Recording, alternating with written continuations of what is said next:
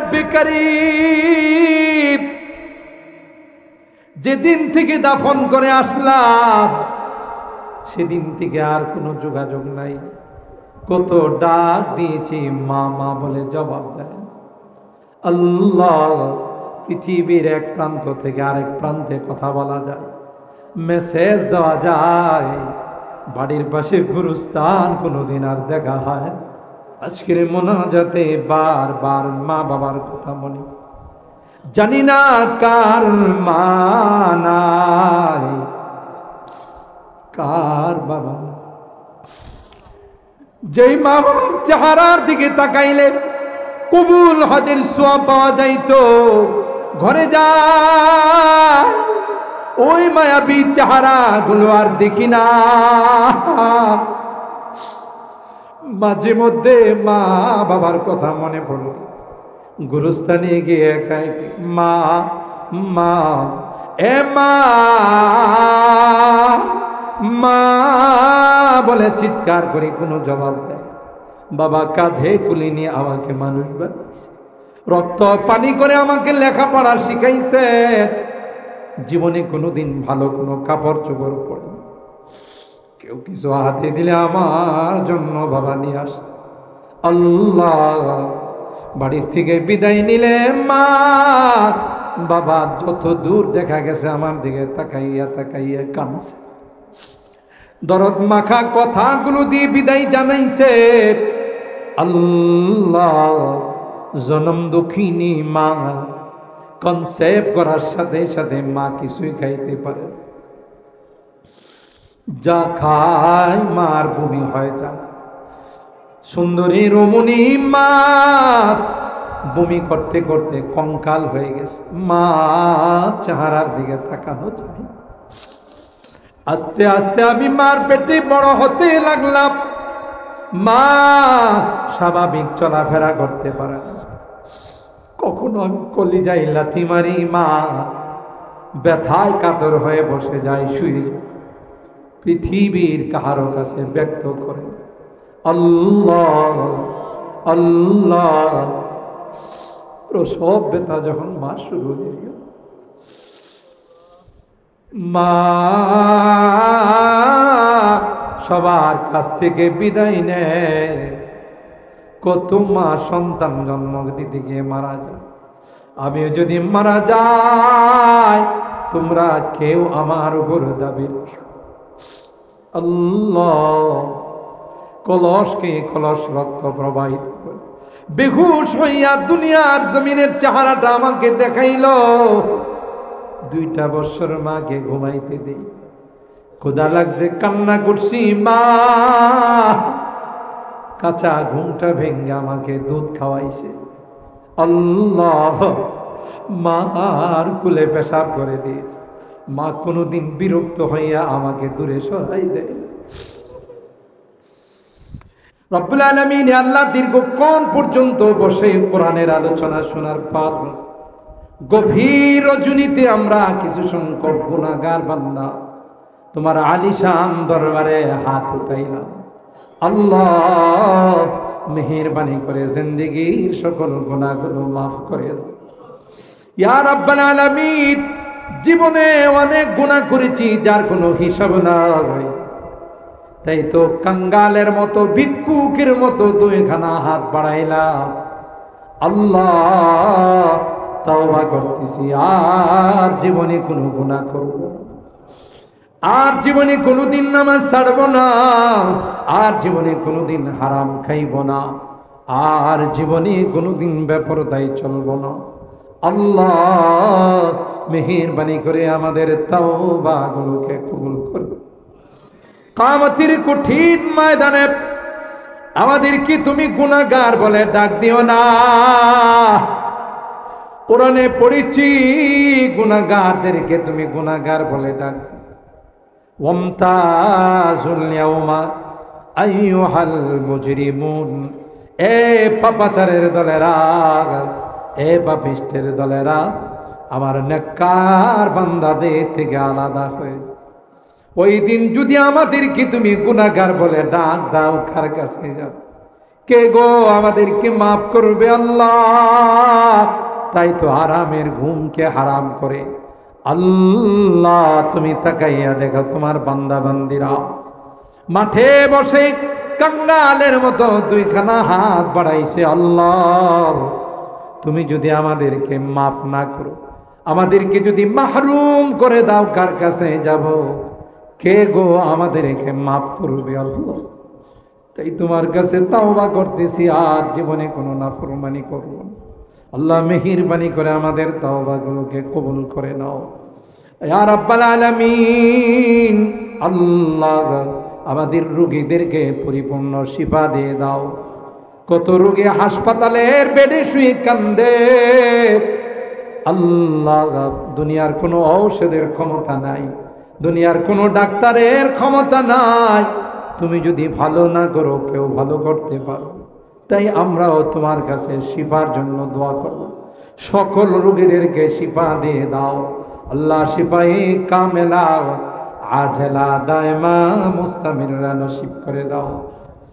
অভাবীদের অভাবকে দূর করে দাও, পেরেশানিওয়ালাদের পেরেশানিকে দূর করে দাও, মুসিবত জাদাদেরকে মুসিবত থেকে উদ্ধার করে দাও ইয়া রাব্বাল আলামিন। আল্লাহ আমাদের অনেকেরই সন্তানেরা বিদেশের বাড়িতে আছে, হাড় ভাঙা পরিশ্রম করে দেশের জন্য মুদ্রা পাঠায়। দেশের কথা পরিবারের কথা যখন মনে পড়ে ছাদের উপর গিয়ে ঘরে গিয়ে একা একে কান্না করে। আল্লাহ তাদের কামাই রুজি রোজগারে বরকত নসিব করে দিও ইয়া আল্লাহ। আসমানি জমিনি বিপদ আপদ থেকে হেফাজত করিও আল্লাহ। তাদের যত সমস্যা আছে সমস্যাগুলো সমাধান করে দাও। বিশেষ করে আমেরিকান প্রবাসী যারা আছেন আল্লাহ, তাদের উপর বিভিন্ন রকমের সমস্যা চলতেছে। আল্লাহ মেহেরবানি করে সমস্ত সমস্যাগুলো সমাধান করে দাও আল্লাহ। এই মাদ্রাসা কি কবুল করে নাও। মাদ্রাসার যত জরুরত আছে গাইবি খাজানাত থেকে পূরণ করে দাও। ছাত্র উস্তাদ এলাকাবাসীকে কবুল করে নাও। দিন দিন আল্লাহ তারাক্কি নসিব করে দাও ইয়া রাব্বাল আলামিন। আল্লাহ অত্র এলাকার যত মুরব্বীরা কবরে শুয়ে আছেন মেহেরবানি করে তাদেরকে তুমি মাফ করে দাও। তাদের কবরগুলো জান্নাতের টুকরা বানাই দাও। আমার মুরব্বীদেরকে আবু বকরের মতো বানাই দাও। কলিজার টুকরা যুবকদেরকে জান্নাতি যুবক বানাই দাও। পর্দার আড়ালের মা বোনদেরকে আবেদা জাহেদা সালেহা নেককার দিনদার আম্মা জান খাদিজাতুল কুবরা আয়েশা সিদ্দিকা ফাতেমাতুজ জাহরার মতো বানাই দিও আল্লাহ ইয়া রাব্বাল আলামিন। আল্লাহ আজকের মোনাজাতে বারবার ওই মা বাবার মায়াবী চেহারাগুলো মনে পড়তেছে। গুনার কারণে যদি তোমার জাহান্নামের আসামি হয়ে থাকে, গুনার কারণে যদি জাহান্নামের আসামি হয়ে থাকে, আমরা তোমার কাছে মাপ চাই, ক্ষমা চাই আল্লাহ। আল্লাহ আমাদের মা বাবাকে মাফ করে দিও, আমাদের মা বাবাকে ক্ষমা করে দিও আল্লাহ। তাদের কবরগুলো জান্নাতের বাগান বানাই দিও। যাদের মা বাবা বেঁচে আছেন আল্লাহ তাদের হায়াতে বরকত দিও, খিদমত করে জান্নাত হাসিল করার তৌফিক নসিব করিও। অত্র এলাকার যত মুরব্বীরা কবরে শুয়ে আছেন সবাইকে মাফ করে দিও। জানি না কার জীবনের শেষ মোনাজাতে হাত উঠাইলা, হতে পারে আমার জীবনের আখেরি মোনাজাতে হাত উঠাইলা। গত বছর কত মানুষ আমাদের সঙ্গে হাত, আজকে ডাইনে তাকায় বামে তাকায়, কাউকে দেখা যায় না, সবাই আমাদেরকে ছেড়ে চলে গেছে। একদিন আমিও চলে যাব, মসজিদের মাইকে আমার নামটা ঘোষণা হবে, মসজিদের পালকিটা আমার ঘরের সামনে দাঁড়িয়ে যাবে। কেউ যাবে বাজারে নতুন কাপড় কেনার জন্য, কেউ বাঁশঝাড়ে যাবে বাঁশ কাটার জন্য, কেউ বা গোরস্থানে যাবে আমার জন্য 3.5 হাত গর্ত খনন করার জন্য। আল্লাহ ওই মুহূর্তটা আসার পূর্বে নেককার বানাই দিও, দিনদার বানাই দিও, কলমাওয়ালা বানাই দিও। আল্লাহ তাওবা নসিব করে দুনিয়ার থেকে নিও। আমি যদিও গুনাহগার, অনেক আলেম ওলামাদেরকে নিয়ে হাত উঠেছি, অনেক সাদা দাড়িওয়ালাদেরকে নিয়ে হাত উঠেছি, কলিজার টুকরা যুবকদেরকে নিয়ে হাত উঠেছি, মাসুম বাচ্চাদেরকে নিয়ে হাত উঠেছি। আল্লাহ তোমার নবী কয় মুসাফিরের হাত নাকি ফেরত দাও না। যাদের হাতখানা পছন্দ হয় সে হাতের ওসিলা তোমার হাবিবের তুফাইলে আল্লাহ আমাদের দোয়াগুলোকে তুমি কবুল করে নাও। রব্বানা তাকাব্বাল মিন্না ইন্নাকা আনতাস সামিউল আলিম ওয়া তুব আলাইনা ইন্নাকা আনতাত তাওয়াবুর রহিম। সুবহানা রাব্বিকা রাব্বিল ইজ্জাতি আম্মা ইয়াসিফুন ওয়া সালামুন আলাল মুরসালিন ওয়ালহামদুলিল্লাহি রাব্বিল আলামিন। আসসালামু আলাইকুম। আজকের মোনাজাতে বারবার মা বাবার কথা মনে, জানি না কার মা নাই, কার বাবা। যেই মা বাবার চেহারার দিকে তাকাইলে কবুল হজের সোয়াব পাওয়া যাইতো, ঘরে যা ওই মায়াবী চেহারা গুলো আর দেখি না। মাঝে মধ্যে মা বাবার কথা মনে পড়ে, গুরুস্থানে গিয়ে একাই মা মা এ মা